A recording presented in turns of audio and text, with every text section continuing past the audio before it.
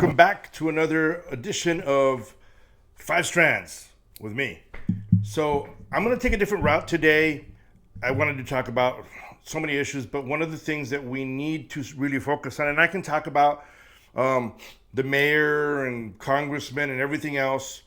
I've talked about that before, but I need to get this out here, and I hope you really listen. More importantly, I need you guys to subscribe to the channel.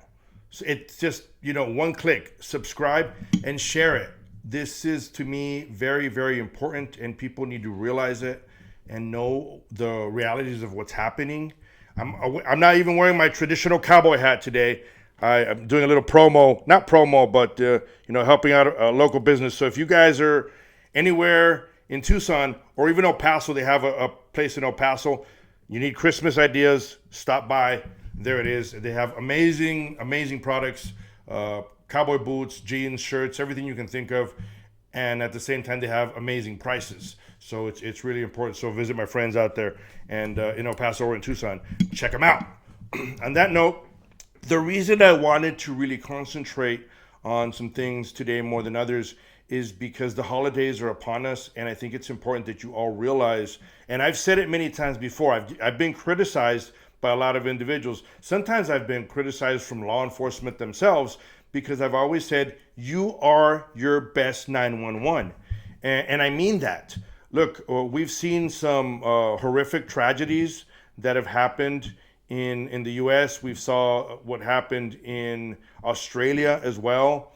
I hate to Monday morning quarterback things. I hate to point the finger at law enforcement. I know there's a lot of people that love to do that and they like to attack them and say stuff. I'm not that guy, okay? I will, however, when it is necessary. And you guys saw my rant a couple weeks ago of how I thought traveling with a weapon into California was completely mismanaged by a certain airline, and also law enforcement there thought it wasn't a big deal. I thought it was a huge deal, okay?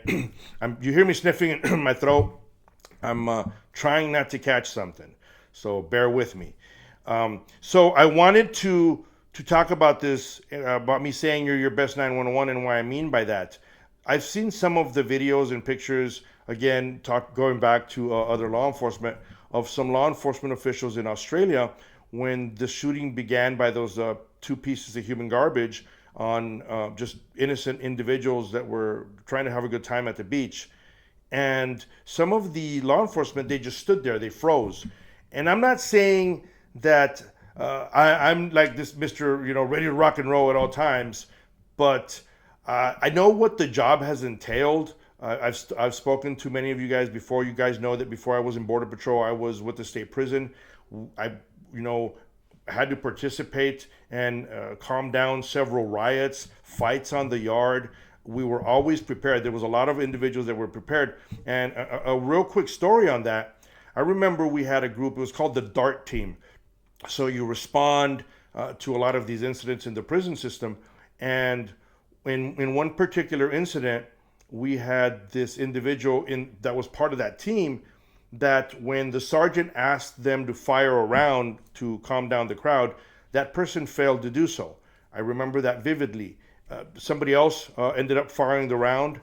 You're not supposed to say who it is because you're covered up and no one's supposed to know who you are and all kinds of stuff, because you're dealing with people that are actually convicted criminals already. They're in the prison system, right? So you're trying to do the best you can. Though I can tell you, my walk, my talk, just the way I am, it was always hard for me to cover that up. Regardless, when we were done with the incident and it had been toned down and we were having a debriefing, I remember the sergeant getting involved and really, really laying it on this person on why they didn't fire. And he was very vocal. He jumped on everyone's throat, even those that were there, because you all need to know the severity of it and what needs to be done. And he said, look, if this isn't for you, just tell me. And there's, no harm, no foul, but you can't do it because you put others' lives at risk, or you're not ready to, respond to the call when lives are being put at risk. So I hate to say it. I hate to push it that way. Maybe it's lack of training. Maybe it's all kinds of things. I used to walk around because of my position within the agency for a while, just plain clothes, and I would carry my weapon on me, but plain clothes. I wouldn't have the uniform. I wouldn't have all that. And the training always consisted of different things. You know, you go and train your firearms and you use the force. But when you go do use of force and firearms, you're expected to wear your vest, your bulletproof vest, your outer carrier. You're expected to wear your belt, your duty belt, and your gun. So that's how you trained. But a lot of individuals that carry off duty, or a lot of people out there that carry, you don't have that. So you have to worry about how you pull up your shirt, how you pull out your weapon, all kinds of factors. You got to worry also about what's behind the target. So there's so many things that you need to concentrate on and worry about and have knowledge of. So because the holidays are upon us, because we've seen these atrocities happening all over the place, if you really want to carry a weapon and you feel like you can shoot it at a person, I recommend you get the right training. Make sure you get training. Find somebody that can actually train you, basic pistol course at the least. I always tell people you need to go beyond that, but at least get a basic pistol course. Even for you men out there that are buying guns and weapons or whatever it may be for your significant others, make sure they get the proper training. And by proper training, I don't mean you take them out to the desert to shoot at cans. Okay, that's not proper training. I remember seeing it many times that many of the individuals that have been shooting for a long time, they have their own way of shooting that they've been able to, work around so they can be a better shooter, I guess. But that doesn't necessarily mean you're doing it the right way. You also need to go in, clear your mind, get training yourselves, and be willing to say, hey, maybe I've been making mistakes my entire, life on how I'm shooting. And I think those are the people that are willing to make things better. Even in the agency, I always used to use this line on agents, and particularly when I talked about management. There's individuals that have 20 years experience or 15 years experience or 17 years experience, but there's also individuals in law enforcement that have 1 year experience 15, 20 times, which means they take what they learned their first year, field training officers, and then all of a sudden they think they're the be-all, end-all and know everything, and none of us are. None of us can say that we don't continue to learn from other people and from experiences. So I've always told individuals, please take the time to get some training.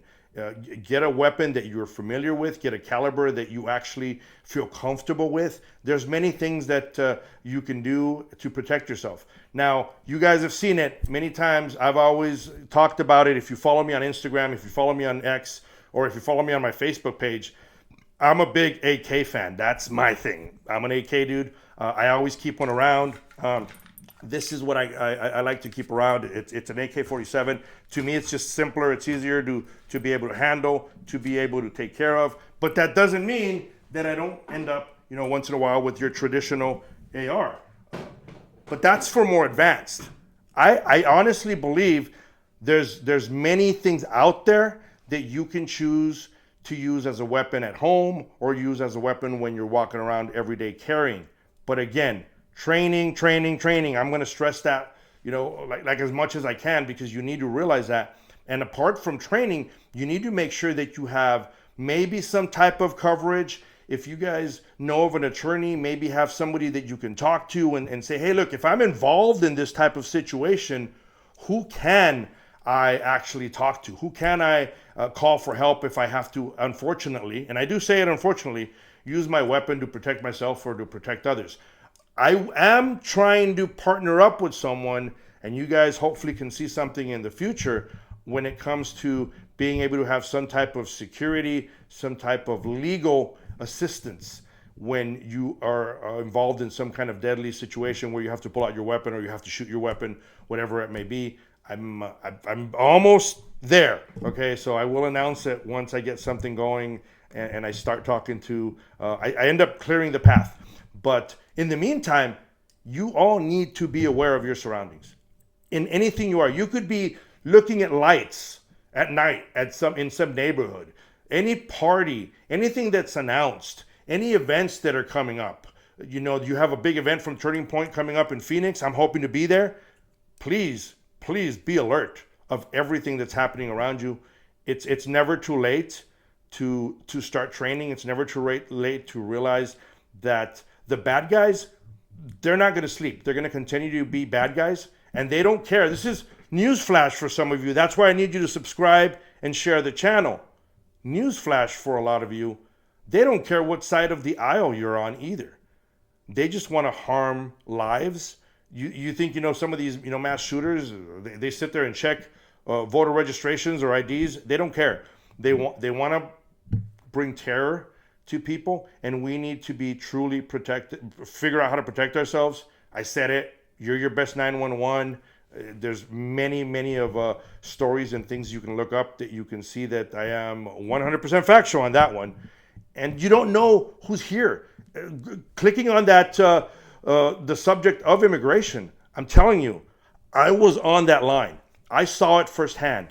People were allowed to come into this country just by saying asylum. Now, again, I'm not saying they're all bad. I'm not. But we don't know the intentions of any of them, the good ones and the bad ones. And that's where the problem is. And when you would see groups come across and some would pop up a red flag because they were part of a terrorist organization or they would be on the terrorist watch list, whatever it may be, you need to remember other people in that group that I guarantee were influenced by this person were allowed to just go through the same asylum process as other individuals. And I don't think that's right. In fact, I know it isn't right. I know the majority of all of you that are watching know that isn't right.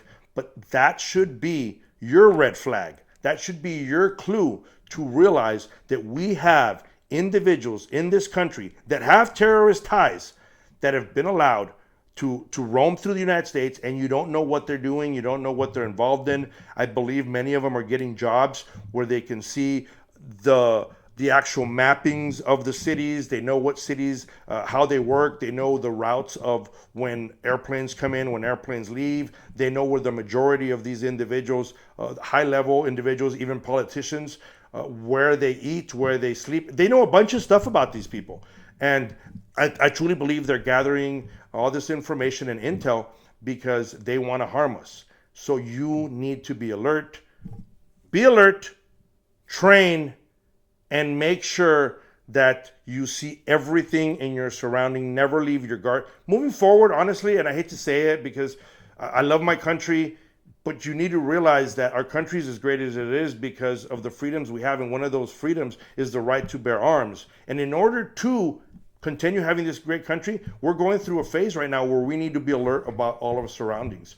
Something that my daughter said just recently, she's 12 years old, and we were driving, I forget where we were, and she saw this giant American flag as we passed a gas station. And the words, she stopped and she said, "You know what, Dad?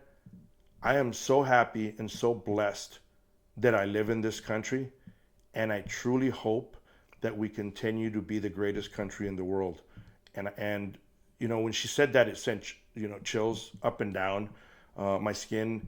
I almost broke down and cried because I think a lot of children feel that way, and we owe it to future generations and we owe it to our children to make sure that this country remains the greatest country in the world. On that note, you guys probably won't see me have a show up until after Christmas. So I want to wish you all a very, very Merry Christmas and a very Happy New Year. And remember, it is about the birth of our Lord and Savior, Jesus Christ. Until next time, stay safe and God bless.